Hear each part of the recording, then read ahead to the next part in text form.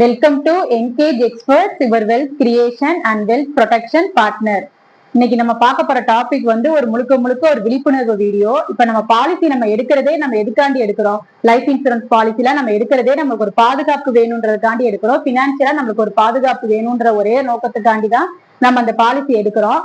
ஆனா இப்ப வந்து பொதுவா என்ன நடக்குதுன்னு பாத்தீங்கன்னா, லைஃப் இன்சூரன்ஸை பொறுத்த வரைக்குமே பாலிசின்னு இப்ப கேட்டு போனோம்னா என்னென்ன மாதிரி தவறுகள்லாம் நடக்குது. இப்ப வந்து கஸ்டமருக்கு என்ன வேணும், முதல்ல அவங்கள பத்தி டீடைல்ஸ் எல்லாம் கேட்டு தெரிஞ்சுக்கிட்டு அவங்களுக்கு எந்த பாலிசி தேவைப்படும், அவங்களால எவ்வளவு பிரீமியம் வந்து எடுத்து பாலிசி எடுக்க முடியும், அவங்களோட பினான்சியல் பேக்ரவுண்டு, ஃபேமிலி பேக்ரவுண்டு, இந்த மாதிரி எல்லா விஷயங்களையும் கேட்டு தெரிஞ்சு அவங்களுக்கு எந்த இன்சூரன்ஸ் கரெக்டா இருக்கும், எந்த இன்வெஸ்ட்மெண்ட் கரெக்டா இருக்குன்றத முதல்ல நம்ம கேட்டு தெரிஞ்சுட்டு அதுக்கப்புறம் அவங்களுக்கு நம்மளோட ப்ராடக்ட பத்தி பேசினோம்னா கரெக்டா இருக்கும். ஆனா இப்ப பொதுவா என்ன நடக்குதுன்னா, மோஸ்ட்லி வந்து உங்களுக்கு டபுள் பெனிஃபிட் இன்சூரன்ஸ் இன்வெஸ்ட்மெண்ட் ரெண்டு சேர்ந்து கிடைக்குதுன்ற மாதிரி இன்வெஸ்ட்மெண்ட்டை பத்தின டாபிக் தான் மோஸ்ட்லி லைஃப் இன்சூரன்ஸ்ல நடக்குது. அதனால என்னென்ன இந்த மாதிரி பிரச்சனைகள்லாம் லைஃப் இன்சூரன்ஸ் எடுக்கிறப்ப பாலிசி எடுக்கிறப்ப இருக்குன்றத பத்தி தான் முழுக்க அந்த வீடியோல நாங்க பேச போறோம். இது விழிப்புணர்வு வீடியோ. நீங்க ஒரு கஸ்டமரா இருந்தீங்கன்னா நீங்க உங்களுக்கு ரொம்ப இந்த வீடியோ யூஸ்ஃபுல்லா இருக்கும். இப்ப நம்ம வந்து நம்மளுக்கு தெரியாது, நம்ம பாலிசி கேட்கிறோம், அவங்க பாலிசி நம்மளுக்கு கொடுத்துடுறாங்கன்னு சொல்லி முடிஞ்சு போயிருது அதோட. ஆனா ஒரு கிளைம்னு வரப்பதான் அதோட எஃபெக்ட் நம்மளுக்கு தெரியும். இப்ப நீங்க கேட்கலாம், கண்டிப்பா நீங்களே வந்து இன்சூரன்ஸ் பிசினஸ் பண்றவங்க தானே அப்படின்னு. நாங்க இன்சூரன்ஸ் பிசினஸ் பண்றவங்க தான். இப்ப எங்க கிட்ட ஒரு கஸ்டமர் வந்து கேட்டாங்கன்னா நாங்க எடுத்த உடனே ப்ராடக்ட பத்தி பேசவே மாட்டோம். முதல்ல எல்லா விஷயங்களும் கேட்டு தெரிஞ்சுக்குவோம். அவங்களோட பினான்சியல் பேக்ரவுண்ட் என்ன, அவங்க ஃபேமிலி பேக்ரவுண்ட், அவரால் எவ்வளவுக்கு பிரீமியம் அவரால் பே பண்ண முடியும், அவருக்கு கொடுக்குற அந்த பிரீமியத்துக்கு எந்த பாலிசி நம்ம பெஸ்டா கொடுக்க முடியும், அந்த மாதிரி எல்லா விஷயங்களும் கேட்டு தெரிஞ்சு அவங்களுக்கு எது டாக்ஸ் பெனிஃபிட்டா இருக்கும், அவங்களுக்கு எந்த இன்சூரன்ஸ் கரெக்டா இருக்கும், எந்த இன்வெஸ்ட்மெண்ட் கரெக்டா இருக்கும்னு சொல்லி நாங்க எல்லா விஷயமும் ரொம்ப தெளிவா அவங்களுக்கு விளக்கம் கொடுத்து அதுக்கப்புறம் தான் நாங்க வந்து ப்ராடக்ட பத்தியே பேச ஆரம்பிப்போம். அந்த மாதிரி ஒரு விழிப்புணர்வு வீடியோ தான் இது. உங்களுக்கு ரொம்ப யூஸ்ஃபுல்லா இருக்கும். இது வந்து பார்ட் 1 பார்ட் 2ன்னு நாங்க பேசியிருக்கோம். இப்போ இது வந்து லைஃப் இன்சூரன்ஸ்ல மிஸ் செல்லிங் எந்த மாதிரி தவறுகள்லாம் நடக்குதுன்னு சொல்லி பார்ட் 1ல பேசியிருக்கோம். அதே மாதிரி பார்ட் 2ல ஹெல்த் இன்சூரன்ஸ்ல மிஸ் செல்லிங்லாம் எப்படிலாம் நடக்குதுன்னு சொல்லி அதை பத்தி பேசியிருக்கோம். நீங்க ரெண்டு வீடியோவுமே பாத்தீங்கன்னா உங்களுக்கு ரொம்ப யூஸ்ஃபுல்லா இருக்கும். அதே மாதிரி இந்த வீடியோல ஒரு முக்கியமான ஒரு டாபிக் பத்தி கண்டிப்பா அது யாருக்குமே மோஸ்ட்லி தெரிஞ்சிருக்காது. மேரிட் உமன் ப்ராப்பர்ட்டி ஆக்ட் 1874 பத்தி ஒரு டீடைல்டா ஒரு எக்ஸ்பிளனேஷன் இந்த வீடியோல நாங்க கொடுத்திருக்கோம். அதனால வீடியோ ஃபுல்லா பாருங்க, உங்களுக்கு ரொம்ப யூஸ்ஃபுல்லா இருக்கும். வாங்க வீடியோக்குள்ள போலாம். முதல்ல வந்து இப்ப லைஃப் இன்சூரன்ஸ்ல வந்து மோஸ்ட்லி என்ன பண்றாங்கன்னா, மிஸ் செல்லிங் வந்து ஒரு double benefit insurance plus investment கிடைக்கும்னு சொல்லி மோஸ்ட்லி கஸ்டமரை கேன்வாஸ் பண்றாங்க. அதை பத்தி கொஞ்சம் விளக்கம் கொடுங்க. இப்ப வந்து என்னன்னா, இன்சூரன்ஸ் அப்படின்றது ஒரு விஷயம். இன்சூரன்ஸ்ன்றது வந்து பியூர்லி ப்ரொடெக்ஷன் தான். ஏதாவது ஒரு ப்ராப்ளம் ஆகுது அப்படின்னா அந்த ப்ராப்ளம் நடக்கும்போது அந்த ஃபேமிலி சஃபர் ஆகக்கூடாது அப்படின்ற ஒரு விஷயத்துக்காக உருவாக்கப்பட்டதுதான் வந்து இன்சூரன்ஸ். இன்வெஸ்ட்மெண்ட் ப்ராடக்ட் அப்படின்றது என்ன அப்படின்னா, முதலீடு. நம்மளோட பணத்தை கொண்டு போய் முதலீடு பண்றோம், அந்த பணம் வந்து வளருது. இப்ப நான் ஒரு 100 ரூபாய் போடுறேன், எனக்கு அந்த பணம் வந்து 120 ரூபாவோ 150 ரூபாவோ 200 ரூபாவோ வர்றது வந்து இன்வெஸ்ட்மெண்ட். ஸோ வந்து என்னன்னா, இன்சூரன்ஸ்ல ரெண்டு விஷயமும் இருக்கு. பியூர்லி வந்து ப்ரொடெக்ஷன் கொடுக்கக்கூடிய இன்சூரன்ஸ் பாலிசிஸ் இருக்கு. இன்வெஸ்ட்மெண்ட்டும் சேர்த்து ஒரு சேவிங்ஸ் பிளானாவோ இல்ல ஒரு இன்வெஸ்ட்மெண்ட் பிளானாவோ கொடுக்கக்கூடிய ப்ராடக்ட்ஸும் இருக்கு. ஆனா கஸ்டமருக்கு வந்து ரொம்ப டீடைல்டா தெரியாது. ஒரு நார்மலான ஒரு கஸ்டமர் வந்து இப்ப நான் வந்து இப்ப இன்சூரன்ஸ்ன்ற வார்த்தை கூட நிறைய பேர் யூஸ் பண்ணுவாங்க, எல்ஐசின்னு யூஸ் பண்ணுவாங்க. பட் என்னன்னா, இன்சூரன்ஸ் கம்பெனி நிறைய கம்பெனி இருக்கு, மோர் தென் ஒரு 25-30 கம்பெனி இருக்கு. இப்ப எல்ஐசி தான் ஃபர்ஸ்ட் ஸ்டார்ட் பண்ணது. அதனால எல்ஐசி அப்படின்ற வேர்டை தான் வந்து இன்சூரன்ஸ் அப்படின்னு நினைச்சுக்கிட்டு இருக்காங்க. எல்ஐசின்றது ஒரு கம்பெனியோட பேரு. ஸோ என்னன்னா, இப்போ ஒரு இன்வெஸ்ட்மெண்ட் ரிலேட்டடா போய் வந்து மார்க்கெட்டிங் பண்றது அப்படின்றது வந்து ஒரு இப்போ யார் பண்ணாலும் சரி, கஸ்டமருக்கு என்ன வேணும் அப்படின்றத பார்க்கணும். இப்போ நீங்க கரெக்டா சொன்னீங்க இன்ட்ரோடக்ஷன்ல வந்து கஸ்டமருக்கு என்ன தேவை, அந்த கஸ்டமருக்கு இன்சூரன்ஸ் தேவை இருக்கா, இல்ல இன்சூரன்ஸ் எல்லாம் கரெக்டா வச்சிருக்கிறாருன்னா அதுக்கப்புறம் இன்வெஸ்ட்மெண்ட் பண்ணக்கூடிய தேவை இருக்கா, அவரோட வருமானம் என்ன, அவரால் எவ்வளவு வந்து இன்வெஸ்ட்மெண்ட் பண்ண முடியும், அவரோட அஃபோர்டபிலிட்டி என்ன, அவரோட ஃபேமிலி கமிட்மெண்ட் என்ன, அவருக்கு என்ன மாதிரி தேவைகள் இருக்கு, இப்ப குழந்தைகள் இருக்குன்னா எவ்வளவு என்ன வயசுல குழந்தைகள் இருக்கு. ஸோ இதெல்லாம் பார்த்துதான் வந்து நம்ம வந்து ஒரு இன்சூரன்ஸ் மார்க்கெட்டிங் பண்ணக்கூடிய ஒரு பீப்புள், வெதர் ஏஜென்டா இருக்கட்டும் இல்ல ஒரு பேங்கா இருக்கட்டும் இல்ல நம்ம வந்து ஒரு மல்டிபிள் கம்பெனிஸ் பண்ணக்கூடிய ஒரு பர்சன்ஸ், நம்ம வந்து ஒரு மோர் தென் 20-25 கம்பெனிஸ் பண்றோம். ஸோ அதனால ஒரு குறிப்பிட்ட கம்பெனி வந்து நல்ல கம்பெனி, இந்த இதுல பாலிசி அப்படின்ற மாதிரி நம்ம சொல்ல கஸ்டமருக்கு முக்கியத்துவம் கொடுக்கணும். அந்த கஸ்டமரோட ஏஜ் என்ன, அவரோட தேவை என்ன, இன்சூரன்ஸ் எடுக்காம இருக்காருன்னா அவருக்கு என்ன மாதிரி ரிஸ்க் அவருக்கு இருக்கும், ஏன் இன்சூரன்ஸ் எடுக்கணும் அப்படின்றத விளக்கி சொல்லணும். சோ அந்த மாதிரி சொல்லி எடுக்கிறதா கரெக்டான விஷயம். பட் அந்த மாதிரி நடக்கிறதா அப்படின்னு நம்ம பார்த்தா எல்லா இடத்துலயும் இந்த மாதிரி நடக்கிறது கிடையாது. நீங்க சொன்னது ஒரு தெளிவான ஒரு விளக்கம். இன்சூரன்ஸ்னாலே எல்லாருமே எல்ஐசியை தான் ஃபர்ஸ்ட் நினைக்கிறாங்க. அந்த இன்சூரன்ஸ்ன்ற பேரே மறந்து போச்சு, எல்ஐசி அப்படின்ற மாதிரி இருக்காங்க. ஆனா நிறைய எல்ஐசி வந்து நல்ல கம்பெனி, நிறைய மார்க்கெட்ல நிறைய கம்பெனி தான். எல்ஐசி வந்து பெரிய கம்பெனி தான். பட் என்னன்னா இப்ப எல்ஐசில இருக்கிறத விட பிரைவேட்ல இருக்கிறவங்க ஒரு சில இது பெஸ்டா பண்ணதான் செய்யறாங்க. ஒரு சில இது எல்ஐசில கொடுக்க மாட்டாங்க. இப்ப அதெல்லாம் வந்து நிறைய விஷயம் இருக்கு. இது வந்து ஒரு பெரிய ஃபீல்டு. இப்ப வந்து இந்த இந்த இன்சூரன்ஸ் இண்டஸ்ட்ரின்றது ஒரு மெச்சூர்ட் ஆயிடுச்சு. இப்ப 2000க்கு முன்னால வந்து எல்ஐசி தான் இருந்துச்சு. ஒரு 20 வருஷத்துக்கு முன்னாடி பார்த்தோம்னா வெறும் எல்ஐசி தான் இருந்துச்சு. சோ இன்னைக்கு வந்து நிறைய கம்பெனிஸ் இருக்கு. சோ கஸ்டமருக்கு நிறைய சாய்ஸ் இருக்கு. அவங்களோட மணியை வந்து ஒரு ப்ராப்பரா ஒரு இன்சூரன்ஸ் எடுக்கணும், இல்ல நான் ஒரு முதலீடு பண்ணணும்னா அவங்களுக்கு நிறைய சாய்ஸ் இருக்கு. எது பெஸ்ட்ன்றதை அவங்க ஆராய்ச்சி பண்ணி பண்ற அளவுக்கு இன்னைக்கு ஃபெசிலிட்டிஸ் இருக்கு. இன்சூரன்ஸ் வேற, இன்வெஸ்ட்மெண்ட் வேறன்றதை முதல்ல புரிஞ்சுக்கணும். தெளிவான விளக்கங்கள் கொடுக்கணும். வேற, இன்வெஸ்ட்மெண்ட்ன்றது வேற. இன்சூரன்ஸையும் இன்வெஸ்ட்மெண்ட்டையும் ஒரே ப்ராடக்ட்ல எடுக்கணும் அப்படின்ற அவசியம் எல்லாருக்கும் கிடையாது. கண்டிப்பா கிடையாது. ஒரு சில பேருக்கு இருக்கலாம், எல்லாருமே அப்படி எடுக்கணும்ன்ற அவசியம் கிடையாது. மோஸ்ட்லி டேர்ம் இன்சூரன்ஸ் பத்தி மார்க்கெட்ல அவ்வளவா வந்து பேசிக்க மாட்டாங்க. ஏன்னா இப்ப டேர்ம் இன்சூரன்ஸ்ன்றது ஆனா டேர்ம் இன்சூரன்ஸ் ஒரு ரொம்ப ஒரு பாதுகாப்பான ஒரு டேர்ம் இன்சூரன்ஸ் தான் உண்மையான ப்ரொடெக்ஷன். ஒன்னொன்னு என்னன்னா, டேர்ம் இன்சூரன்ஸ்ன்றது வந்து என்ன கான்செப்ட் இருக்குன்னா, அதை ஏன் ரொம்ப சொல்ல மாட்டாங்கன்னா, ஏதாவது ரிஸ்க் நடந்தால் அந்த குடும்பத்துக்கு அந்த பணம் இழப்பீடா போகும். ஆனா பிரீமியம் வந்து திரும்ப நமக்கு கிடைக்காது.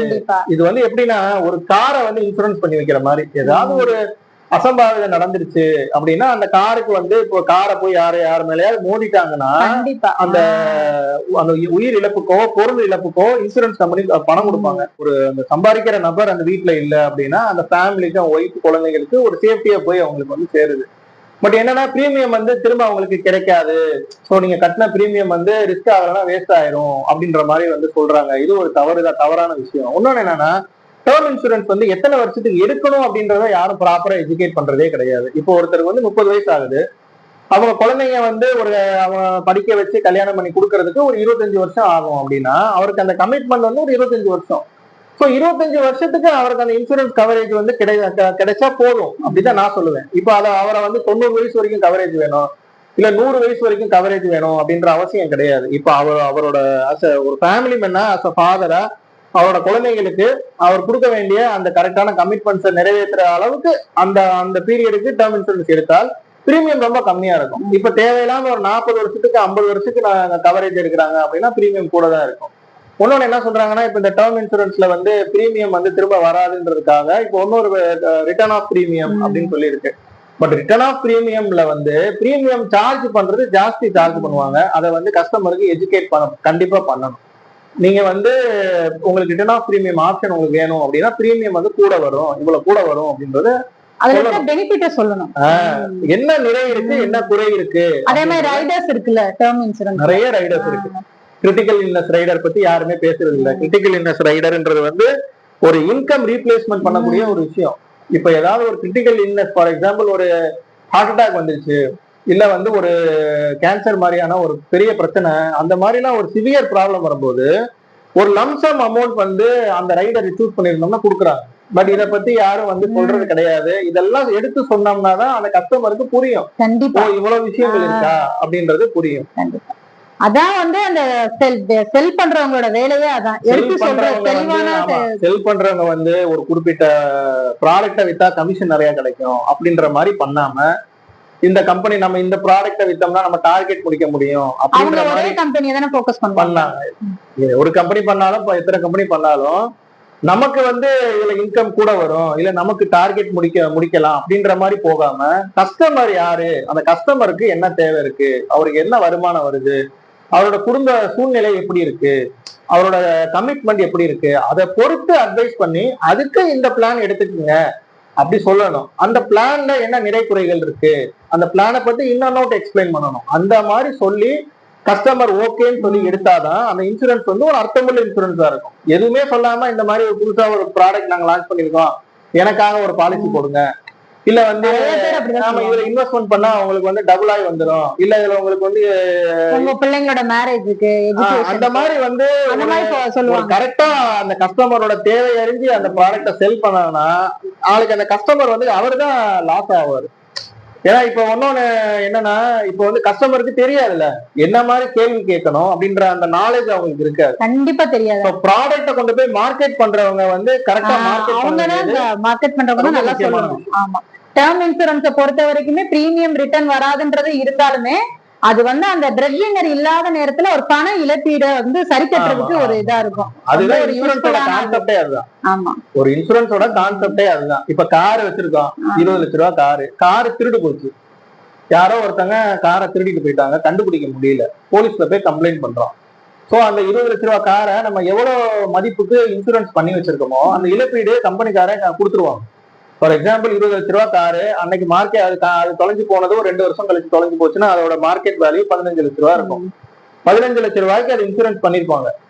காரை கண்டுபிடிக்க முடியல, போலீஸ்ல கம்ப்ளைண்ட் பண்ணிட்டோம்னா 15 லட்ச ரூபாய் அந்த கஸ்டமர் கொடுப்பாங்க இன்சூரன்ஸ் கம்பெனி. சேம் கான்செப்ட் தான் டேர்ம் இன்சூரன்ஸ். அவர் வந்து ஒரு 2 கோடிக்கு இன்சூரன்ஸ் எடுத்திருக்கிறாரு. ஏதாவது ஒரு ப்ராப்ளம்னால அவருக்கு ஒரு ரிஸ்க் ஆயிடுச்சு அப்படின்னா அந்த 2 கோடி ரூபாய் அந்த ஃபேமிலி கொடுத்துருவாங்க. அதான் டேர்ம் இன்சூரன்ஸ். ஏதாவது ரிஸ்க் நடந்தாலும் ஹெல்ப் பண்ணுவாங்க. இப்ப இந்த டேர்ம் இன்சூரன்ஸ் எடுக்காம இந்த இதுக்கு கட்டின பிரீமியம் வந்து ரொம்ப கம்மியா தான் இருக்கும். ஃபார் எக்ஸாம்பிள் ஒரு 30,000 ரூபாய் 35,000 ரூபாய் பிரீமியம் கட்டுவாரு வருஷத்துக்கு. இதே இந்த 35,000 ரூபாய் பிரீமியம் ஒரு இன்வெஸ்ட்மெண்ட் ரிலேட்டடா ஒரு இன்வெஸ்ட்மெண்ட் இன்சூரன்ஸ் இருக்கக்கூடிய ஒரு இதுல முதலீடு பண்ணா 2 கோடி கவரேஜ் தர மாட்டாங்க, 2 லட்சமோ 3 லட்சமோ கவரேஜ் கொடுப்பாங்க. ஸோ ரிஸ்க் ஆச்சு அப்படின்னா அவருக்கு அந்த 2 லட்சம் 3 லட்சம் இன்சூரன்ஸ்ன்றது எப்படி பத்தும் அந்த ஃபேமிலிக்கு? சோ இதை யாரு யோசிக்கணும்? ஒரு இன்சூரன்ஸ் போய் விற்கிறவங்க யோசிக்கணும். கண்டிப்பா அவங்களுக்கு அந்த ரெஸ்பான்சிபிலிட்டி இருக்கணும். நம்ம இந்த மாதிரி வந்து அவருக்கு ஒரு 35,000 ரூபாய் பிரீமியம் வாங்குறோம், ஒரு 40,000 ரூபாய் பிரீமியம் வாங்குறோம். இந்த கஸ்டமருக்கு ஒய்ஃப் வேலைக்கு போல, சோ அவங்களுக்கு இழப்பீடு நடந்தா சொத்து எதுவும் இல்ல, வீடு அந்த மாதிரி இல்ல, அவங்க சர்வை பண்றதுக்கு வேற ஆப்ஷன் இல்ல. அந்த மாதிரி மிடில் கிளாஸ் சொல்லணும், சார் இந்த மாதிரி இதை எடுங்க, இது ஒரு உங்களுக்கு வந்து ஒரு 25 வருஷத்துக்கு இது உங்களுக்கு ஒரு சேஃப்டி. உங்க வருமானத்தை வந்து சப்போஸ் ஏதாவது ப்ராப்ளம்னா அவங்களுக்கு அந்த அமௌண்ட்டை வச்சு அவங்க சர்வே ஆகுறதுக்கு யூஸ்ஃபுல்லா இருக்கும் அப்படின்னு எடுத்து சொல்லி பண்ணணும். அதுல நமக்கு எவ்வளவு கமிஷன் கிடைக்குது அப்படின்லாம் நம்ம பார்க்க கூடாது. கஸ்டமருக்கு எது நல்லது அப்படின்னு தான் பார்க்கணும். கம்மியான பிரீமியம்ல அதிகமான கவரேஜ் கிடைக்குது. ஆமா, கிடைக்குது. அதோட கம்மியான ஏஜ்ல எடுத்தோம்னா இன்னும் பிரீமியம் கம்மியா இருக்கும் அப்படின்ற மாதிரி இருக்கும். ஆமா, இன்வெஸ்ட்மெண்ட் ப்ராடக்ட் ஒரு சில பேர் சூட் ஆகும். அது ஏற்கனவே எடுத்திருந்தாங்க, இல்லன்னு சொல்லல. இப்ப நல்ல ஒரு இன்கம் நல்லா வருது, கண்டிப்பா ஏற்கனவே டேர்ம் எடுத்துட்டாங்கன்னா தாராளமா எடுத்துக்கலாம். ஹெல்த் வச்சிருக்காங்க, ஹெல்த் இன்சூரன்ஸும் வச்சிருக்காங்க. இப்ப என்னோட மணியை வந்து எனக்கு ஒரு இன்வெஸ்ட்மெண்ட் மாதிரி பண்ணி அதுக்கு தகுந்த மாதிரி எனக்கு ஒரு ப்ராடக்ட் சொல்லுங்க அப்படின்னு கஸ்டமர் கேட்டாருன்னா நம்ம சொல்லலாம். அதுக்கு தகுந்த மாதிரி நம்மகிட்ட என்ன ப்ராடக்ட் இருக்கு அப்படின்லாம் சொல்லலாம். அது கஸ்டமர் கேட்க மாட்டாங்க, நம்ம அவங்கள்ட்ட கேட்டு தெரிஞ்சுக்க. அவருக்கு தேவை என்ன நம்ம பேசணும்னா தெரிஞ்சிடும்ல. இப்ப அவர் எல்லாமே அவர் ப்ரொடெக்ஷன் ஃபர்ஸ்ட் ப்ரொடெக்ஷன் ஆஸ்பெக்ட்ல எல்லாமே கரெக்டா எடுத்துருக்காரான்னு நம்ம பார்க்கணும். டேர்ம் இன்சூரன்ஸ் எடுத்துக்கிறாரா, ஹெல்த் இன்சூரன்ஸ் எடுத்துக்கிறாரா, சரி அதுக்கப்புறம் வேற என்ன மாதிரி முதலீடு எல்லாம் பண்ணியிருக்காரு, இப்போ வீடு வச்சிருக்கிறாரா, மியூச்சுவல் ஃபண்ட் பண்றாரா, அவருக்கு வேற என்ன சொல்லலாம் அப்படின்றத நம்ம அடுத்து என்ன பண்ணலாம் அப்படின்னு சொல்லலாம். ஆனா எடுத்தவனே ப்ராடக்ட பத்தி தான் பேசுவாங்க. இந்த ப்ராடக்ட் இருக்கு, இதுல அது வந்து என்னன்னா எல்லா ப்ராடக்ட்டும் எல்லாருக்கும் சூட்டபிளாவும் இருக்காது. ஏஜ் ரிலேட்டடா அவங்களுக்கு கோல்ஸ் இருக்கும். இப்ப 50 வயசுல இருக்கிறவங்களுக்கு ஒரு சில கோல்ஸ் இருக்கும். இப்ப 50 வயசுல இருக்கிறவங்களுக்கு குழந்தைங்க எல்லாம் பெரிய குழந்தைங்களா இருப்பாங்க, காலேஜ் படிக்கிற வயசுக்கு போயிருப்பாங்க, அதே மாதிரி மேரேஜ் பண்ணி கொடுக்கக்கூடிய கமிட்மெண்ட்ஸ்ல இருப்பாங்க. அவங்ககிட்ட போய் இன்வெஸ்ட்மெண்ட் ப்ராடக்ட் பெருசா பேசி நிறைய பிரீமியம் வாங்கிட்டோம்னா அவங்க கமிட்மெண்ட்டுக்கு அவங்க எப்படி அவங்க அதை ஹேண்டில் பண்ணுவாங்க? கண்டிப்பா. சோ அந்த ஏஜுக்கு அவங்களுக்கு என்ன சூட்டபிளா இருக்கும் அப்படின்ற மாதிரி பார்க்கணும். இப்ப 60 வயசுல இருக்கிறவங்க அவங்களுக்கு ஆன்யூட்டி பிளான்ஸ் கரெக்டா இருக்கும். அவங்க வந்து தம்பி நான் வந்து ஒரு ரிட்டையர்ட் ஆயிட்டேன், நான் ஒரு 30 லட்ச ரூபா வச்சிருக்கேன், எனக்கு பென்ஷன் இல்ல தம்பி, எனக்கு பென்ஷன் வர மாதிரி பண்ணி கொடுங்கன்னு கஸ்டமர் கேட்கிறாருன்னா அவருக்கு என்ன பண்ணலாம்னா ஆன்யூட்டி பிளான் சஜஸ்ட் பண்ணலாம். நீங்க இதுல வந்து முதலீடு பண்ணீங்கன்னா உங்களுக்கு மாசம் மாசம் இவ்வளவு பென்ஷன் வரும் அப்படின்ற மாதிரி சஜஸ்ட் பண்ணலாம். ஒரு ஹெல்த் இன்சூரன்ஸ் நம்ம அவர் இல்லாம இருக்கு, ஹெல்த் இன்சூரன்ஸ் இல்லாம வச்சிருக்காருன்னா அவர் ஹெல்த் இன்சூரன்ஸ் சஜஸ்ட் பண்ணி அதை எடுக்க வைக்கலாம். சோ இதுதான் அவரோட வாழ்க்கைக்கு யூஸ்ஃபுல்லா இருக்கும். இப்ப ப்ராடக்ட சேல் பண்றவங்க முதல்ல கஸ்டமரோட ஏஜ், இன்கம், ஃபேமிலி பேக்ரவுண்ட் எல்லாம் கேட்டு தெரிஞ்சுக்கணும், அதுக்கப்புறம் சஜஸ்ட் பண்ணலாம். இப்ப நெக்ஸ்ட் வந்து ஒரு முக்கியமான ஒரு கொஸ்டின் உங்கள்கிட்ட கேட்க போறேன். இது மோஸ்ட்லி யாருக்குமே தெரிஞ்சிருக்காதுன்னு நினைக்கிறேன். மேரேஜ் உமன் ப்ராப்பர்ட்டி ஆக்ட் 1874 சொல்றாங்கல்ல, அதை பத்தி கொஞ்சம் எக்ஸ்பிளைன் பண்ணுங்க. அதாவது மேரிட் உமன் ப்ராப்பர்ட்டி ஆக்ட் அப்படின்னு சொல்லுவாங்க. இது வந்து என்னன்னா லைஃப் இன்சூரன்ஸ்ல இதுவுமே நிறைய பேருக்கு வெளியில தெரியாது. இது என்ன சொல்றாங்கன்னா இப்ப லைஃப் இன்சூரன்ஸ் நம்ம எடுக்கும் போது நம்ம நாமினேஷன் போடுறோம்ல. இப்ப பொதுவா ஒருத்தர் எடுக்கிறாரு அப்படின்னா ஒய்ஃபை நாமினே போடுவாங்க, இல்ல கல்யாணம் ஆகாம எடுக்கிறாங்கன்னா பேரண்ட்ஸ் நாமினேஷனா போடுவாங்க. இந்த ஆக்ட் வந்து ஒரு செக்ஷன் மாதிரி இருக்கு, ஒரு கிளாஸ் மாதிரி இருக்கும் அந்த ஃபார்ம்ல. அந்த ஃபார்ம்ல நம்ம செலக்ட் பண்ணிட்டோம் அப்படின்னா நாளைக்கு ஏதாவது அந்த இன்சூரன்ஸ் இப்ப டேர்ம் இன்சூரன்ஸே எடுக்கிறாரு, 2 கோடிக்கு எடுத்திருக்காரு, அவருக்கு ஏதாவது ஒரு ரிஸ்க் ஆயிருச்சு அப்படின்னா அந்த கிளைம் வந்து நாமினேஷன் தானே போகும், யார நாமினியா போட்டிருக்காரோ அவருக்கு தான் போகும். ஆனா நார்மலா இந்த கிளாஸ்ல செலக்ட் பண்ணலைன்னா என்ன ஆகும்னா, அவர் சப்போஸ் நிறைய கடன் வாங்கியிருக்காரு, பேங்க்ல கடன் வச்சிருக்காரு, இல்ல சொந்தக்காரங்கிட்ட பணம் வாங்கியிருக்காரு, ஃபேமிலியில நிறைய டிஸ்பியூட் இருக்கு, பணம் கொடுக்க வேண்டியது இருக்கு அப்படின்னா, இந்த இந்த மாதிரி ஒரு இன்சூரன்ஸ் வச்சிருக்காரு, பணம் வருதுன்னு தெரிஞ்சா அவங்க வந்து ப்ராப்ளம் பண்றதுக்கு வாய்ப்பு இருக்கு. கோர்ட்ல போய் கேஸ் போட்டு எங்களுக்கு இத்தனை லட்சம் கடன் வாங்கியிருக்காரு கொடுக்கணும்னு சொன்னா அந்த கடனை அந்த கிளைம்ல இருந்து கொடுக்க சொல்லி தான் சொல்லுவாங்க. கண்டிப்பா. ஆனா இந்த மேரிட் உமன் ப்ராப்பர்ட்டி ஆக்ட் அப்படின்றத செலக்ட் பண்ணி பாலிசி இஷ்யூ பண்ணியிருந்தாங்கன்னா, அவருக்கு கடனே இருந்தாலும், அவருக்கு எத்தனை கோடி கடன் இருந்தாலும் யாருமே அந்த பணத்தை வந்து உரிமை கொண்டாட முடியாது. அவர் கடனே இருக்கு, பேங்க்காரங்க கடன் கேட்கறாங்க, சொந்தக்காரங்க கடன் கொடுத்தோம் பணம் கொடுங்கன்னு கேட்டாலுமே அந்த கிளைம் அமௌண்ட் முழுக்க முழுக்க நாமினியா ஒய்ஃப குழந்தைகளை போட்டிருந்தாருன்னா அவங்களுக்கு தான் போய் சேரும். ஸோ இதுதான் அந்த ஆக்டோட ஒரு அட்வான்டேஜ். ஸோ இது வந்து பாலிசி இஷ்யூ பண்ணும்போது செலக்ட் பண்ணணும். ஏற்கனவே ஒரு பாலிசி எடுத்துட்டாங்க, இப்ப போய் அந்த கிளாஸ் சேர்க்க முடியுமா அப்படின்னா சேர்க்க முடியாது. கல்யாணம் ஆனவங்களுக்கு தான் இந்த பாலிசியில இந்த கிளாஸ் கொடுக்க முடியும், பேச்சுலரா இருக்கிறவங்களுக்கு கொடுக்க முடியாது. இப்ப ஒன்ஸ் போட்டுட்டாங்க, இப்ப ஒய்ஃப நாமினியா போட்டு குழந்தைங்களை நாமினியா இந்த கிளாஸ்ல போட்டுட்டாங்கன்னா நாமினியை சேஞ்ச் பண்ணவும் முடியாது. ஆமா, இது வந்து யாருக்கு சூட்டபிளா இருக்கும் அப்படின்னா, இப்ப சப்போஸ் நிறைய கடன் வாங்குறாங்க, ஃபேமிலிக்கு வந்து இப்போ பிசினஸ் பண்றவங்களா இருக்கட்டும், இப்ப நிறைய கடன் வாங்கியிருக்காங்க அப்படின்னா அந்த அந்த கடன்னால நாளைக்கு நமக்கு இந்த பாலிசில ரிஸ்க் ஆகுது, ஒரு கிளைம் வரும்போது பிரச்சனை வரக்கூடாது, அந்த மாதிரி நினைக்கிறவங்க பண்ணலாம். இல்ல சேலரி பர்சனா இருந்தாலுமே பொதுவா வந்து இந்த பணம் வந்து நாளைக்கு நமக்கு ஒரு பிரச்சனையாகி கிளைம் வந்துச்சுன்னா இந்த பணம் வேற யாருக்கும் போகக்கூடாது, குழந்தைங்களுக்கு தான் போகணும், ஒய்ஃபுக்கு தான் போகணும்னு நினைக்கிறவங்க இந்த கிளாஸை செலக்ட் பண்ணிடுவோம். சரி, ஒரு சின்ன குடும்ப பிரச்சனையில ஒய்ஃப் பிரிஞ்சு போயிட்டாங்க, பிரிஞ்சு போனாலுமே இந்த நாமினேஷனை சேஞ்ச் பண்ண முடியாது. பாலிசி எடுக்கும் போது போட்டோம்னா போட்டதுதான், அவங்களுக்கு அந்த பணம் வந்து அவங்களுக்கு ரைட்ஸ் இருக்கு. இப்ப ஒய்ஃப மட்டும் போடாம குழந்தைகளும் மட்டும் போட்டுருவாங்க, குழந்தைகளும் சேர்த்து போடுறது நல்லது. இப்ப ஒய்ஃப் சப்போஸ் இறந்துட்டாங்கன்னு வச்சுக்கோ, இவரு பாலிசி போட்டிருக்கிறாரு, ஆனா இவருக்கு முன்னாடி ஒய்ஃப் சப்போஸ் அவங்க இல்ல அப்படின்னா டிஃபால்ட்டா அதை வந்து அது யாருமே வேற யாரும் நாமினி இல்லாத மாதிரி போயிடும். கண்டிப்பா அதுல ஒரு சிக்கல் இருக்கு. அதனால எப்பவுமே போடும்போது குழந்தைங்களோட போடுறது நல்லது. நல்ல ஒரு தெளிவான ஒரு தகவல், ரொம்ப யூஸ்ஃபுல்லான ஒரு தகவல் இது. இப்ப நெக்ஸ்ட் எனக்கு என்னன்னா, இப்ப இன்வெஸ்ட்மெண்ட் ப்ராடக்ட்டை பத்தி பேசுறாங்க, கரெக்ட், பேசுறதுல தப்பு இல்ல. அந்த ரிட்டர்ன்ஸ் எல்லாம் கால்குலேட் பண்ணி அவங்க எக்ஸ்பிளைன் பண்ணுவாங்களா கஸ்டமருக்குன்றதா ஒரு பெரிய கொஸ்டின் மார்க். கண்டிப்பா கண்டிப்பா. ஏன்னா ஒரு இன்வெஸ்ட்மெண்ட்னு போயிட்டாலே எனக்கு எவ்வளவு வந்து ரிட்டர்ன் கிடைக்கும்ன்றதானே முக்கியம். கண்டிப்பா. இப்ப நான் முதலீடு பண்றேன், ஒரு பிசினஸே பண்றோம், நான் வந்து இப்போ ஒரு பார்ட்னர்கிட்ட போய் நான் வந்து நீங்க எனக்கு ஒரு இன்வெஸ்ட்மெண்ட் பண்ணுங்க, நான் உங்களுக்கு ஷேர் கொடுக்குறேன்னு சொல்றேன், இல்ல ஒரு ரிட்டர்ன் கொடுக்குறேன்னு சொல்றேன்னா எத்தனை பர்சன்டேஜ் ரிட்டர்ன் கொடுக்குறீங்கன்னு தான் கேட்பாரு. அதே மாதிரி கஸ்டமர் கேள்வி கேட்கணும்.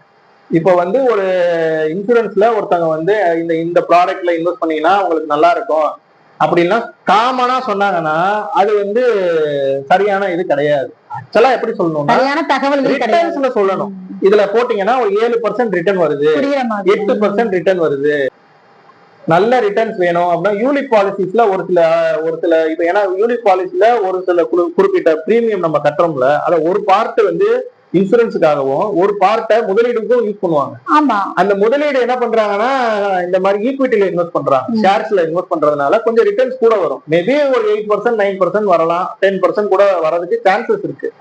ஆனா ரொம்ப என்டோமெண்ட் ரிலேட்டடான ப்ராடக்ட்ஸ் எல்லாம் வந்து நம்ம கால்குலேட் பண்ணி பார்க்கணும். எனக்கு வந்து ஃபார் எக்ஸாம்பிள் நான் வந்து ஒரு 15 வருஷத்துக்கு கட்டுறேன், வருஷத்துக்கு 1 லட்ச ரூபா கட்டுங்கன்னு சொல்லுவாங்க, 15 வருஷம் கழிச்சு உங்களுக்கு இவ்வளவுதான் வரும் அப்படின்னு சொல்லுவாங்க. சோ அந்த அவங்க கொடுக்குற அந்த பே அவுட் நான் கட்டின முதலீடுல எவ்வளவு ரிட்டர்னா வருதுன்னு பாக்கணும், கால்குலேட் பண்ணி பாக்கணும், அதை வந்து சொல்லணும். ஒரு ஏஜென்ட் சொல்றாங்க அப்படின்னா அந்த இவ்வளவு ரிட்டர்ன் வருதுன்றத கஸ்டமருக்கு எக்ஸ்பிளைன் பண்ணணும். அப்படி பண்ணோம்னா 4% ரிட்டர்னு 5% ரிட்டர்ன் வரும். 4% 5% ரிட்டர்ன்றது பேங்கை விட கம்மி இல்ல. இப்ப பேங்க்ல போய் ஒரு பிக்சட் டெபாசிட் பண்றோம்னா இன்னைக்கு 6% 7% வட்டி கொடுக்குறாங்கல்ல. இப்ப இந்த இதே பிரீமியம் நம்ம ஒரு பேங்க்ல போய் டெபாசிட் முதலீடா பண்ணணும்னு நினைக்கிறவங்களுக்கு சொல்றேன், இன்சூரன்ஸ் தேவை இருக்கிறவங்க இன்சூரன்ஸ் எடுக்கலாம். இப்ப நான் ஒரு முதலீடா பண்ணணும், எனக்கு வந்து பணம் வந்து எனக்கு மல்டிப்ளை ஆகி வரணும் அப்படின்ற மாதிரி நினைக்கிறவங்க ரிட்டர்ன்ஸை வந்து ஃபோக்கஸ் பண்ணி பார்க்கணும், கால்குலேட் பண்ணி சொல்லணும் ரீசேல் பண்ணல இவ்வளவு வரும் சார். சோ டோட்டலா நீங்க உங்களுக்கு வரக்கூடிய பே அவுட் எல்லாத்தையும் நீங்க கால்குலேட் பண்ணீங்கன்னா நீங்க இவ்வளவு முதலீடு பண்ணிருக்கீங்க, உங்களுக்கு கிடைச்சிருக்கிற அமௌண்ட் இவ்வளவு % ரிட்டர்ன்ஸ்ல வந்திருக்குன்றத ஒரு சார்ட் போட்டு எக்ஸ்பிளைன் பண்ணணும். சோ அது கன்வின்சிங்கா கஸ்டமருக்கு இருந்தா அந்த பாலிசி அவர் எடுத்துக்குவார். எனக்கு இந்த ரிட்டர்ன்ஸ் போதும், எனக்கு 6% கிடைச்சா போதும், 5% கிடைச்சா போதும் அப்படின்ற மாதிரி, எனக்கு அதோட ஒரு இன்சூரன்ஸும் கிடைக்குதுல்ல, எனக்கு ஓகே தான் அப்படின்ற மாதிரி அவன் ஓகேன்னு சொல்லிட்டாங்கன்னா அந்த பாலிசி கொடுக்கலாம், ஒன்றும் தப்பு இல்லை. பட் அவர் எதுவுமே சொல்லாம தெரியாம ரிட்டர்ன்ஸ் வரும்ன்றதையும் எக்ஸ்பிளைன் பண்ணாம இதே பணத்தை வந்து ஒரு நல்ல மியூச்சுவல் ஃபண்ட்ல அவர் இன்வெஸ்ட் பண்ணியிருந்தாருன்னா அவருக்கு ஒரு 10% 12% கூட வந்து வரதுக்கு வாய்ப்பு இருக்கு, ரிட்டர்ன்ஸ் வரதுக்கு வாய்ப்பு இருக்கு. பட் அதை ஒரு 15 வருஷ காலத்துக்கு நம்ம கால்குலேட் பண்ணி பார்த்தோம்னா அது பல லட்சம் அவருக்கு லாஸ் ஆகும். ஸோ அதுக்கு பதில் நம்ம என்ன பண்ணலாம் அப்படின்னா, ஒரு பியூர்லி ஒரு டேர்ம் இன்சூரன்ஸை கொடுத்துட்டு ஒரு ஒரு பார்ட்டை வந்து அவர் யூனிட் பாலிசியில இன்வெஸ்ட் பண்ணலாம், இல்ல வந்து ஒரு மியூச்சுவல் ஃபண்ட்ஸ்ல எஸ்ஐபியில இன்வெஸ்ட் பண்ண சொல்லலாம். ஸோ கஸ்டமருக்கு என்ன பெனிஃபிட் கிடைக்கும், அவர் எதுல போனா அவருக்கு ரிட்டர்ன்ஸ் அதிகமா வரும் அப்படின்ற மாதிரி நம்ம யோசிக்கணும். யோசிச்சு சொல்றது நல்லது. இல்ல ஒரு சில கஸ்டமர் எனக்கு இதுல போதும் தம்பி, எனக்கு இந்த கம்பெனில நீங்க எனக்கு இந்த இவ்வளவு கொடுக்குற ரிட்டர்ன்ஸ் எனக்கு ஓகே தான், எனக்கு இன்சூரன்ஸ் காம்பனண்டோட வரதுனால எனக்கு அது ஓகே தான் சொல்லிட்டாங்கன்னா நம்ம தாராளமா இஷ்யூ பண்ணலாம். அந்த மாதிரி ரிட்டர்ன்ஸை கால்குலேட் பண்ண வேண்டியது ரொம்ப முக்கியமான விஷயம். டாக்ஸ் பெனிஃபிட் பத்தி கொஞ்சம் சொல்லுங்க. டாக்ஸ் பெனிஃபிட்டுமே நம்ம எக்ஸ்பிளைன் பண்ணலாம். கண்டிப்பா இப்ப நம்ம வந்து ஏன்னா அந்த செக்ஷன் 80C 1.5 lakhs தான் மொத்தமே சீலிங் இருக்கு. அதுல வந்து நிறைய ஆப்ஷன்ஸ் கொடுக்குறாங்க. லைஃப் இன்சூரன்ஸ்ல பிரீமியம் வந்து அதுல ஒரு ஆப்ஷன் தான். ஸோ அந்த 1.5 lakhs வந்து அவர் யூஸ் பண்ணிருக்காரான்னு பாக்கணும். ஒரு கஸ்டமர்கிட்ட போய் நம்ம வந்து ஒரு இன்சூரன்ஸ் பாலிசி பேசுறோம்னா அவர் டாக்ஸ் அவருக்கு எவ்வளவு டாக்ஸ் வருது, அவர் எவ்வளவு டாக்ஸ் கட்டுறாரு, அவருக்கு டாக்ஸ் லைபிலிட்டி எவ்வளவு இருக்கு, வேற இந்த டாக்ஸ சேவ் பண்றதுக்கு வேற என்ன பண்ணிருக்காரு, வேற எதுவும் பண்ணலன்னா நம்ம அதுக்கு தகுந்த மாதிரி என்ன பண்ணணும், இந்த டாக்ஸை எப்படி மிச்சப்படுத்தி கொடுக்கலாம் அப்படின்னு பாக்கலாம். அந்த மாதிரி பண்றதுதான் கரெக்டா இருக்கு. இந்த வீடியோல பார்ட் 1ல உங்களுக்கு லைஃப் இன்சூரன்ஸ்ல காமனா நடக்கக்கூடிய ஸ்கேம்ஸ் பிளஸ் வந்து என்ன மாதிரி தவறுகள் நடக்குது, அஸ் அ கஸ்டமரா நீங்க எப்படி விழிப்புணர்வா இருக்கணும் அப்படின்றத நாங்க ஷேர் பண்ணோம். நாங்க ஷேர் பண்ண இந்த இன்ஃபர்மேஷன் உங்களுக்கு ரொம்ப யூஸ்ஃபுல்லா இருந்திருக்கும் அப்படின்ற மாதிரி நான் ட்ரஸ்ட் பண்றேன். ஸோ நீங்க சேனலை கண்டிப்பா சப்ஸ்கிரைப் பண்ணுங்க. நெக்ஸ்ட் வீடியோல நம்ம வந்து ஹெல்த் இன்சூரன்ஸ்ல காமனா என்ன மாதிரியான தவறுகள் நடக்குது, என்ன ஸ்கேம்ஸ் நடக்குது, அஸ் அ கஸ்டமரா ஒரு ஹெல்த் இன்சூரன்ஸ் எடுக்கும்போது நீங்க எப்படி வந்து கவனமா இருக்கணும்ன்றத பத்தி நெக்ஸ்ட் வீடியோல நாங்க பேசுறோம். ஸோ நெக்ஸ்ட் வீடியோல உங்களை நாங்க மீட் பண்றோம். அது வரைக்கும் by from engage experts. Thank you from engage experts.